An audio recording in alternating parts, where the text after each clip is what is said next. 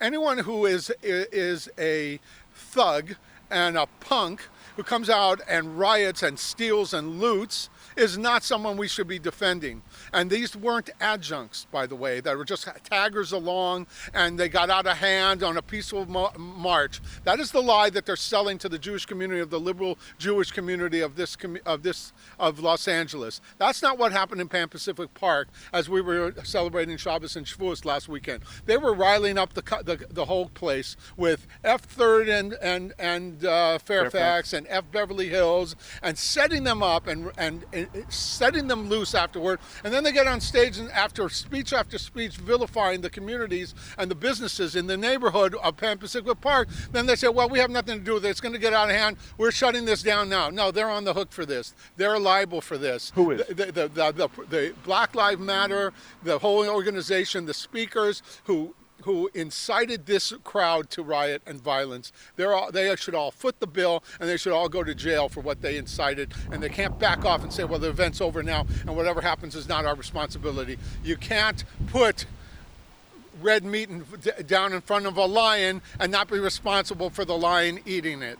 But Melina Abdullah, the head of Los Angeles Black Lives Matters, she has not been quoted as saying anything anti-Semitic, and Black Lives Matter took their pro-BDS and Israel apartheid stuff off their website. Aren't they clean of it now? No, absolutely no. When she says F Third in Fairfax last weekend, she's not saying the pavement should be cursed. She's saying the people who live there should be cursed, and that's the Jewish community predominantly and primarily in that area. And everybody knows it was code for anti-Semitism. And she has said anti-Semitic things before. She's been in the news supporting a professor speaking out a few years back, supporting a professor who said that the Jews are overrepresented in the college campuses and in the professions based on our numbers in this country. So that's pure anti-Semitism also. She's said things before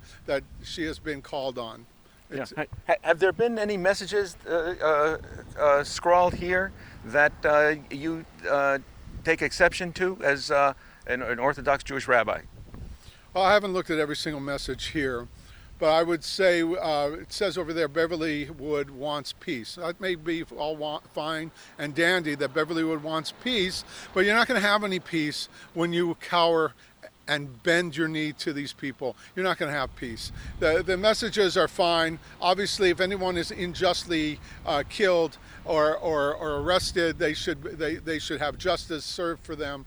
And it's not the point. The point is the messages are fine as far as that's concerned. It's the organization behind this message that they are kowtowing to, that they are bringing their children out to do their talking for them today, to try and stave off being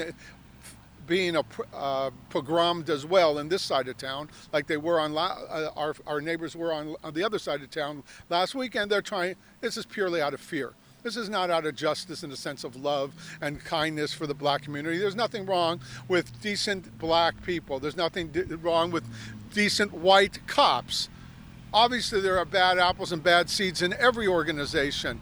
That's not what's on the record here. This isn't indicative. They're also standing with defund the police if they're out here talking about Black Lives Matter should be held in as a modicum of respect for their inciting to riot and their protest movement. That they should think that this is all right, and therefore they're standing behind that. Are they in favor of defunding the police also?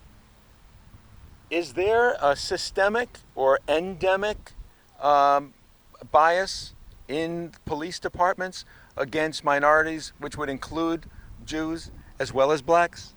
The issue is who Black Lives Matters is.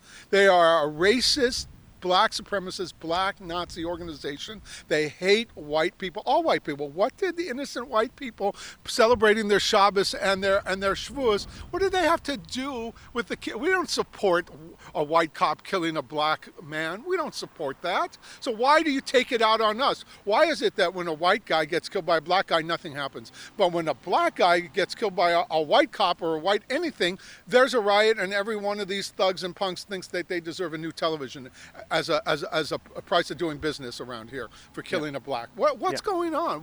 How is this just? But what role does the media play in setting the zeitgeist that the culture follows? Yeah, the media is obviously responsible for hyping everything to the nth degree to encourage to fan the flames.